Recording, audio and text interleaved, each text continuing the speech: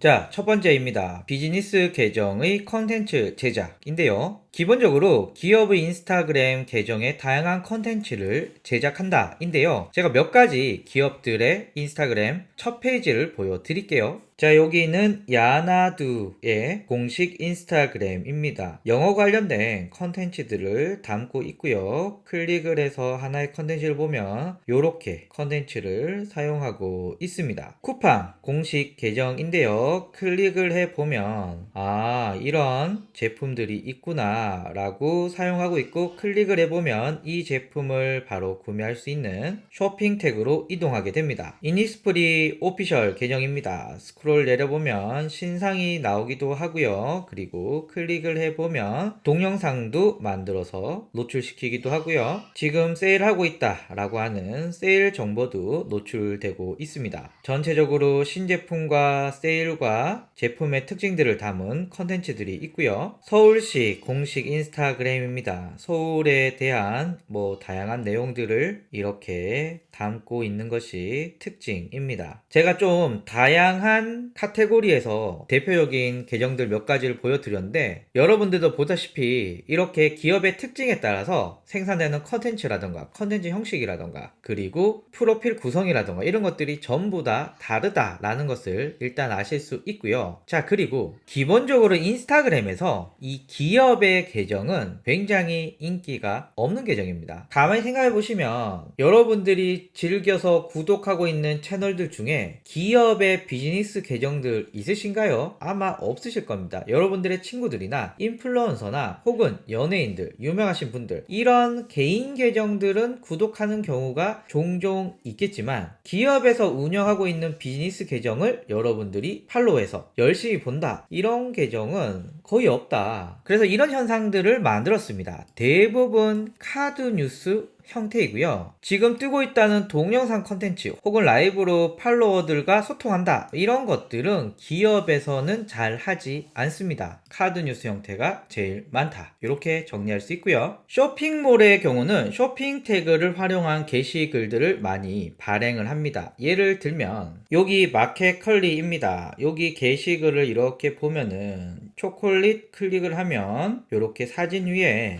태그가 뜹니다. 클릭을 하면 바로 제품에 대한 내용들이 뜨고요. 웹사이트에서 보기를 클릭을 하면 바로 구매할 수 있게끔 뜨게 됩니다. 쿠팡 역시도 이렇게 게시물을 클릭을 하면 쇼핑 태그가 있고요. 클릭을 하면 바로 웹사이트로 구매할 수 있는 링크로 들어가게 됩니다. 무신사 같은 경우에도 보시면 클릭하면 제품이 나오고, 여기도 클릭을 하면 여러 제품들이 나오고 바로 홈페이지로 들어가서 구매할 수 있게끔 만들어 놨습니다. 이런 쇼핑 태그는 현재는 쇼핑몰을 가진 계정에서만 진행이 가능한데, 이제 일반 고객들도 기업이 만들어 놓은 쇼핑 태그를 활용해서 자신의 게시글에 넣을 수 있기 때문에 내 게시글에도 쓰지만 앞으로 내 고객들, 내 잠재 고객들이 자신의 게시글에 쇼핑 태그를 달 수 있도록 미리미리 많이 만들어 놓는 거 중요하다고 생각이 듭니다. 그래서 쇼핑몰에서 쇼핑 태그는 필수이다 말씀드리고요. 그리고 앞에서 인스타그램에서 기업 계정은 인기가 없어요. 그런데 기업들은 자신의 계정이 있어 보이길 원하죠. 계정이 있어 보인다 라고 하는 것을 좀 수치로 말하면은 팔로워가 많아, 아니면 게시글에 댓글이 많아, 좋아요가 많아, 이런 정도로 정리할 수 있겠죠. 그래서 인위적으로 내 계정을 풍성하게 보이기 위한 다양한 이벤트들을 진행하게 됩니다. 보통 인스타그램에서 하는 이벤트는 매우 심플해야 됩니다. 복잡하게 하면 안 되거든요. 그래서 화면과 같이 게시글에 팔로우 이벤트를 달아서 이렇게 여러 가지 이벤트를 하는데, 이벤트의 형식은 거의 비슷합니다. 어떤 퀴즈를 풀고 혹은 어떤 미션을 수행하고 팔로우하고 댓글 달아, 혹은 팔로우하고 DM 보내, 요런 것들이 전체적으로 이벤트의 핵심 내용이라고 볼 수 있고요. 좀 더 다양한 이벤트를 보려면 이벤트 검색해 보시면은 좀 더 다양한 이벤트들을 여러분들이 보실 수 있는데,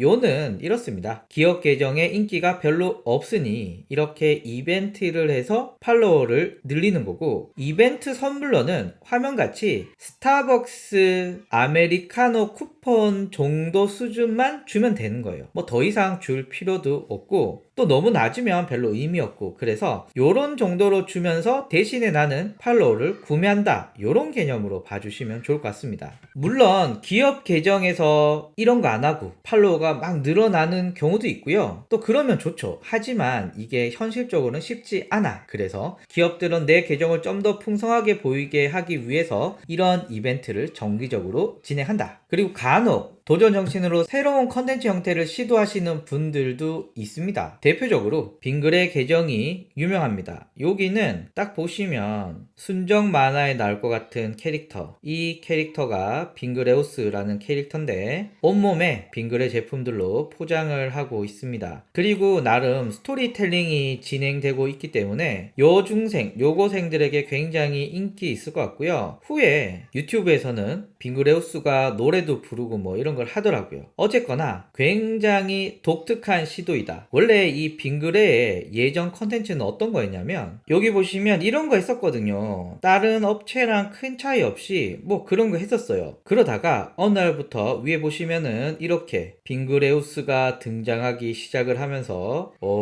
이렇게 본격적으로 스토리가 시작되게 됩니다. 이거 기업에서 굉장히 하기 힘든 시도거든요. 왜냐하면 이 밑에 있는 건 그냥 아무나 다 하고 성과는 그냥 그런 무난한 전략이거든요. 이걸 많이 택하죠. 안전하니까. 그러나 빙그레에서는 완전히 새로운 컨텐츠를 시도해서 꽤 성공했고 주목도 많이 끌고 있습니다. 또한 이 본 계정을 가지고 컨텐츠 하는 게 좀 리스크가 있어서 그런지 실험을 하는 경우도 굉장히 많습니다. 대표적인 경우가 이니스프리거든요. 요게 공식 계정입니다. 이니스프리의 느낌처럼 순수하고 맑고 깨끗한 이미지들이 이렇게 올라오고 있고, 또 이렇게 제주 계정을 별도로 만들어서 운영을 하고 있고, 인스타로그라고 해서 약간 카탈로그 형식의 컨텐츠도 이렇게 만들고 있고, 이니스프리 뷰티라고 해서 제품들로 뭔가 예쁜 걸 만드는 것 같아요. 이런 것도 하고 있고, 플래그십 스토어도 이렇게 하고 있고, 이렇게 다양한 주제로 계정들을 많이 만들어서 운영하는 것도 있고요. 그리고 크레이지 이니스프리 시스터즈라고 있는데 약간 이니스프리와는 느낌이 다른 B급 컨텐츠거든요. 클릭을 해서 보시면은 다 B급 컨텐츠들이 이렇게 많이 있습니다. 이거를 메인에서 하기에는 좀 무리가 있기 때문에 본 계정은 그냥 두고 요렇게 부계정을 가지고 만들고 있는데요.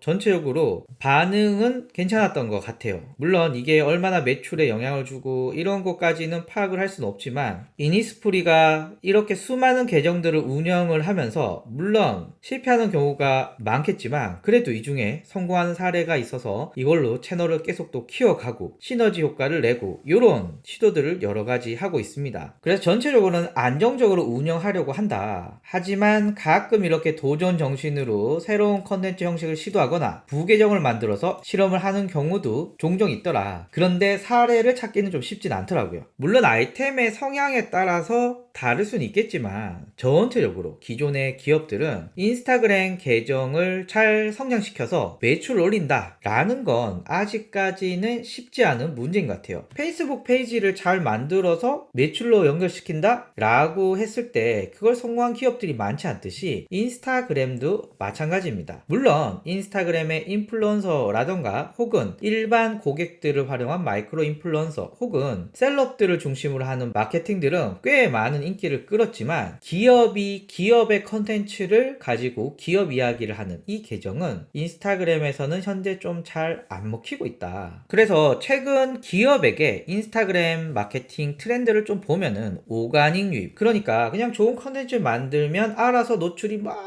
잘 되고 새로운 고객들이 유입이 되고 이런 이상적인 형태는 현재 벌어지지 않고 있다. 그냥 게시글 작성을 하면 반응이 점점점 이런 경우가 굉장히 많습니다. 오가닉 유입량이 계속해서 줄어들고 있기 때문에 기업들은 고민이 많죠. 오가닉 유입이 잘 안 되는데 컨텐츠 투자를 한다? 이거 좀 쉽지 않은 결정인 거죠. 과거에 페이스북이 오가닉 유입량이 늘었을 때 막 투자를 했다가 지금은 거의 오가닉 유입량이 극도로 줄어들었잖아요. 그런 점에서 인스타그램도 같은 길을 걷고 있는 게 아닌가. 그래서 기업들에게 형식적으로 운영하는 경우가 많고요. 인스타그램은 여전히 중요한 플랫폼이기 때문에 노출은 광고, 그리고 광고 때문에 내 계정 왔을 때 아니 팔로워가 10명, 11명 이러면 너무 좀 그러니까 그래도 한 2, 3만 명 정도의 팔로워를 가지고 있고 게시글마다 좋아요가 한 20개, 30개, 댓글은 한 10개 정도씩 요 정도 만들어지면 괜찮지 않을까? 요런 정도로 보여주는 계정으로 비즈니스 계정을 운영하는 경우가 많다. 노출은 돈 내고 광고를 돌린다. 그리고 마지막으로 인스타그램 인기가 좀 떨어지고 있어.